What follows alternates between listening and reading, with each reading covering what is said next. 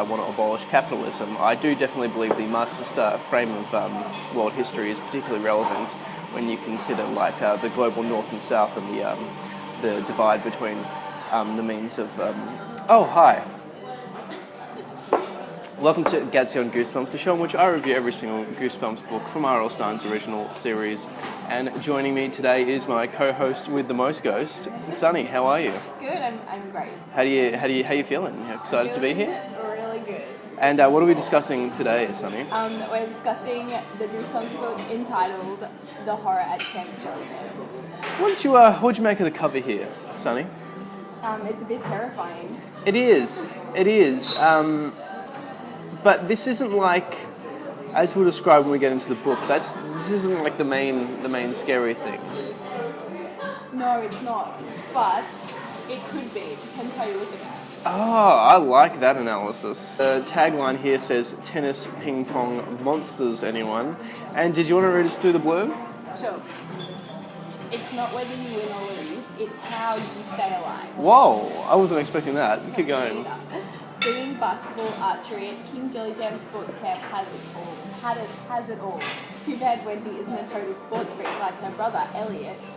But how excited can you get over a game of softball? It's true. Just a game, right? Right. Wrong. Because Camp Jellyjam is no ordinary sports camp. And Wendy's about to find out why. Why the counsellors seem a little too happy, a little too obsessed with winning, and why the ground is always rumbling late at night. Okay, so we've got a lot of stuff happening here. When I mentioned that I do this series, you really wanted to read Be Careful What You Wish For. Yeah, I already read it. Did you read much Goosebumps as a kid? Or just that one? I read a few, but that's the one I can remember. I also remember one, it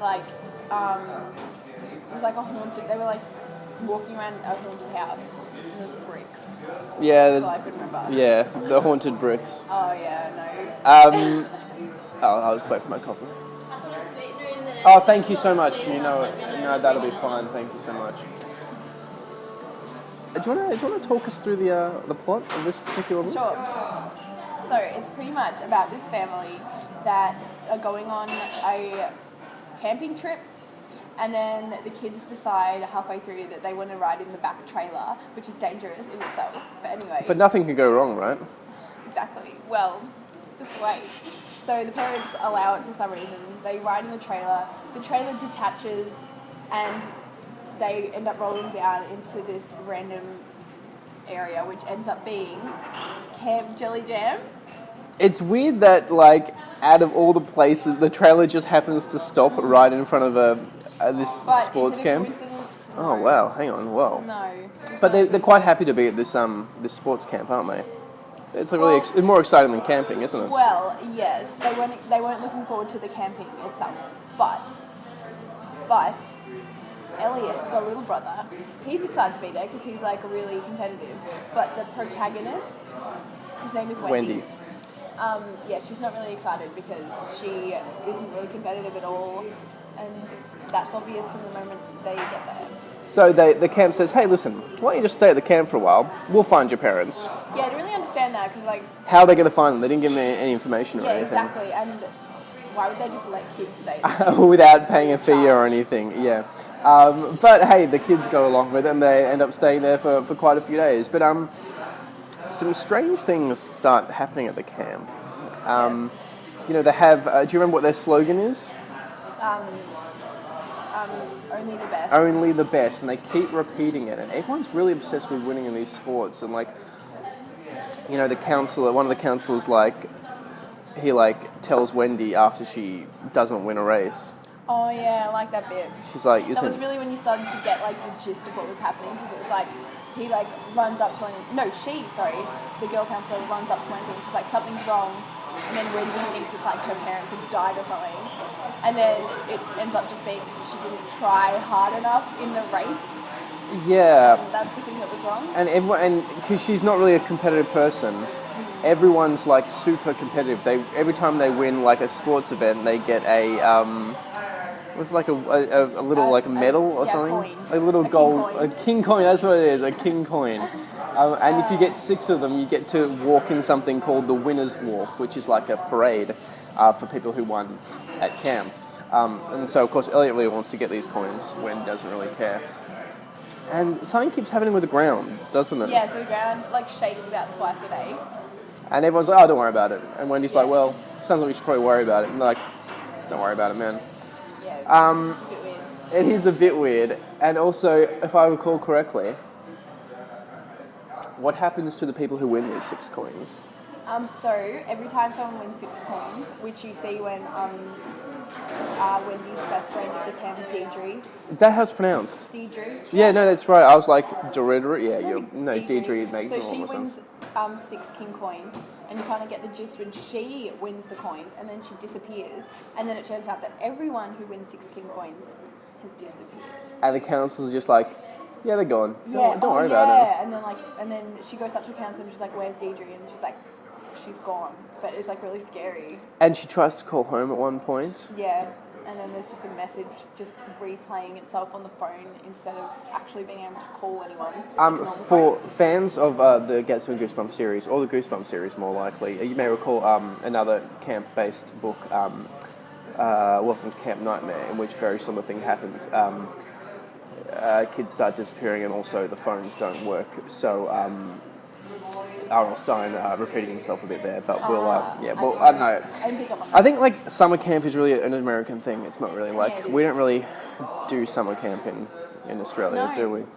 And they're not as long as like the American ones. I know they just go forever, but considering how it could turn out, maybe that's for the best. Mm-hmm. So she, the ending's weird, don't you think? Yeah. What happens at the end? What is Wendy? The ending is Wendy ends up going into this she ends up following the counsellors into the woods one night, and then trying to find out what's going on. Yeah, trying to find out what's going on. And her brother at this point is 1 king coin away from having 6 and having to walk the winner's walk and disappear. So she goes to try and find out what's happening, and then goes into this weird building thing. Yeah. There's like 2 sections. Yeah. First is like with all the counsellors. Yeah, and then she tries to walk backwards because she sneezes by accident. And she's like, oh my gosh, they're going to hear me. So she walks backwards, ends up in this random section, and there's like this really disgusting smell. And then she walks down the stairs, follows the smell, because like, why would you follow the disgusting smell? At this point, we should say the camp's mascot is something called King Jellyjam. Yeah. It's like this cute little purple blob on like all their coins. Yeah. Why did they pick that? Well, why is that? Well, she follows the smell down the stairs, gets to the bottom, and there is this disgusting, massive purple blob, which isn't little at all. It's huge. And all the winners of the king coins are down there cleaning the blob. Because the blob hates its stench so much. Like, R.L. Stone really goes out of the way to describe how disgusting this thing is. It says like it smells like garbage and like rotting meat. And like, isn't it when it burps, like that's what the earthquake is? Yeah. So King Jellyjam is actually like this enormous purple blob that does actually wear a crown, to be fair. And because only the best get to be the slaves of King Jellyjam, because they need it. Strongest. They need the slaves to wash King Jellyjam constantly, because he hates his own stench so much. He needs to be washed constantly. Disgusting. Yeah. Gross. And so she sees that. She runs to stop Elliot from winning his last race. Yeah. Because she knows all the truth now. Yeah, and Elliot's like really competitive, and he's kind of angry at the start. But then he starts to realise. And then she's like, "Do you need to get that? We can cancel that. It's me. No, well, we can cut. I don't mind." Yeah. Oh, I have them. Mickey. I'm with Alex. We're doing a Goosebumps video. Say Gattsy on Goosebumps. Gattsy on Goosebumps. But she sort of comes up with a plan. Like, she gets Elliot, and then she like runs back to where King Jellyjam is, and she has like an idea. Yeah.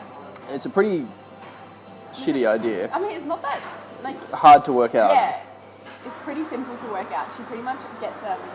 She sets everyone down, and so everyone lies on the ground.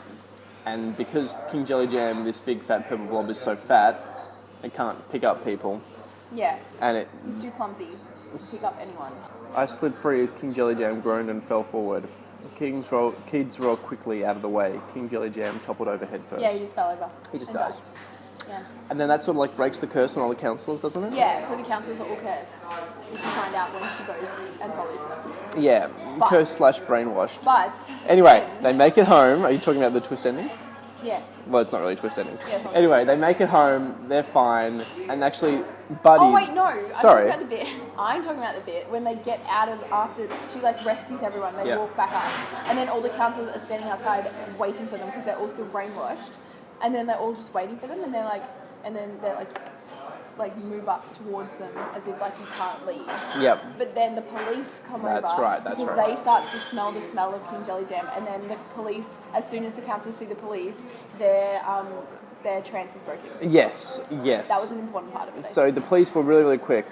I guess the smell was really that bad. They like moved instantly. Yeah, and then like you find out like all the councillors are all nice people. Like the main one, Buddy. Yeah, who was the one who like? I guess that's meant to be Buddy. No, No, Buddy has blonde. Buddy hair. has blonde hair. This is some guy. Yeah, and he goes and actually visits them Yeah. when they make it back home. Yeah. They sort of apologise for everything, and he gives Elliot his final King coin. king coin. But then what happens? Then they, as soon as Buddy leaves, they smell this really gross smell again. Oh no, it must be King Jellyjam. But then the mum comes up behind them and she's like, "What? I was just cooking Brussels sprouts." Sonny, what do you make of this book? Because personally, I love the whole cultish atmosphere of like everyone needs to do well. You've got to keep trying. You've got to do your best at sports. I think the fact that there's a giant, disgusting purple blob controlling everything is kind of an anti-climax, or not an anti-climax, just like a weird ending. I thought it was going to be more to do with the councillors, and that was interesting. But like, I thought the councillors were going to be like evil, but Yeah, and maybe they're trying to recruit like new councillors and only yeah, the that best. would have Like, been good. because for example, we don't get any explanation as to how this giant purple blob came to be. Yeah, or like how he got the councillors. Yeah, or how he set up a sports camp, for Yeah. example. And there's zero explanation given about what actually King Jellyjam is. Yeah.